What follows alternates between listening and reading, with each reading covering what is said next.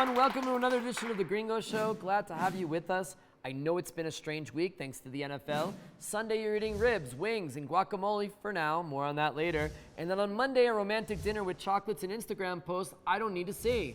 You're sitting right next to your partner posting about your love for them. Tell them yourself. Don't tell me. I don't need to see that. And just wait until February 2027 when Valentine's Day falls on the same day as the Super Bowl. There's going to be war. But while people were sharing their love, Amlo was busy sharing his hate and disdain for those who may challenge him. This week, it was outspoken Mexican journalist Carlos Loreta Mola. Loreta Mola, a few weeks ago, uncovered that Amlo's son bought a house owned by a high-ranking employee of a Texas gas company, which seemed a little fishy. So in return, Amlo did this. Eso es lo que gana Loret, lo que ganó el año pasado. En total. En bruto. Hay que ver si paga impuestos. Todo eso lo voy a pedir en el informe. 35.200.000. Pero para que la gente tenga una idea, que me da hasta pena, si lo comparamos, porque gana más que yo. First, I want to apologize if we put in little sound bites from Amlo's morning press conferences in a 6-minute show. It takes up half the show. That's why we sped it up.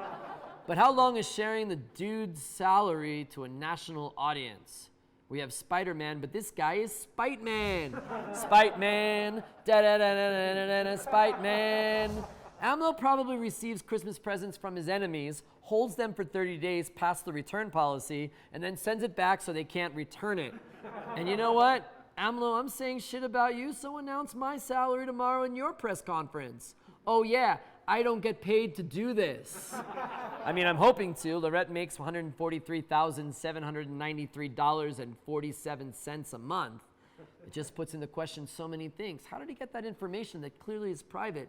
And how he uses the presidency as a bully pulpit to crush his critics. I'm sure he gives cabinet secretaries wedgies before security meetings. And then last week, Amlo said he wanted to pause relations with Spain because he believed that it is exploiting Mexico economically and not paying any political attention to the country. But dude, you're 500 years late. That pause should have happened in 1530. Nobody really understood why he said this. The Mexican foreign ministry had absolutely nothing to say about his comment, and the Spanish foreign minister was like, ¿Qué? ¿Cómo? He did reference big conglomerates, Repsol and Iberdrola, electricity companies who he believes are taking economic advantage of its natural resources. And critics say he was using this as a distraction from his son buying the house story because diplomatic pauses are usually reserved for when war is imminent. Russia has 130,000 troops on the Ukrainian border ready for a war, and that probably warrants a pause. I mean, the only thing the Spanish really is doing to us is sending people over with thick accents we can't understand and sending us very delicious way to eat a pig's leg. I love jamon serrano, right? But the weird news isn't just coming from our side of the border, it's coming from Uncle Sam. On Saturday night, on the eve of the greatest guacamole bowl of the year, the Super Bowl, the U.S. government announced the suspension of the importation of Mexican avocados due to the fact that an inspector was threatened while on a visit to Uruapan in Michoacan. Now listen, I'm all for the U.S. government protecting its employees, but suspending all imports because of a phone call? I dated a woman from Uruapan once and I got threatened by her father, but I didn't suspend all new relationships. It's just one of those stories where we should be probably reading in between the lines because it seems like something else is up.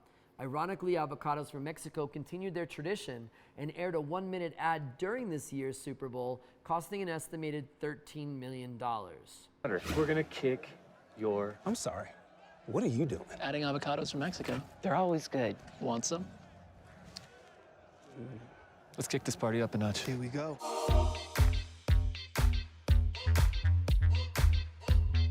CNN reported that Mexico exported 135,000 tons of avocados just in the past 6 weeks, and that more than 300,000 jobs could be affected for one phone call.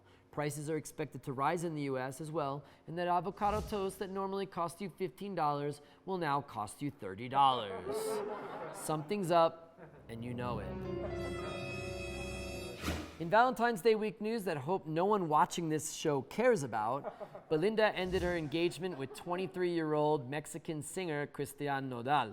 I am reporting on this because people in the writer's room were really upset about it.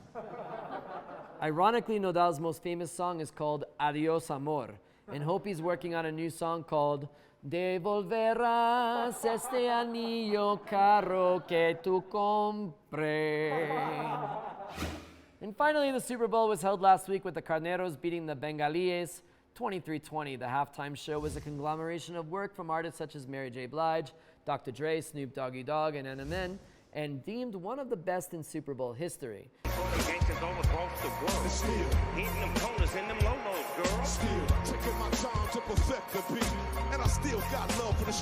But many in Mexico reacted, ¿Quién? ¿Cómo? ¿Qué? Dreaming that one day the halftime show would feature prominent artists such as Yuri, Gloria Trevi, Jose Jose, and the ghost of Vicente Fernandez. Too soon? Too soon to make Vicente Fernandez jokes? That does it for this week's edition of The Gringo Show. Please remember to subscribe to us on YouTube or Facebook, share with your friends, and please join us next week as we report on what's happening in Mexico so you don't have to do it yourself. See you soon.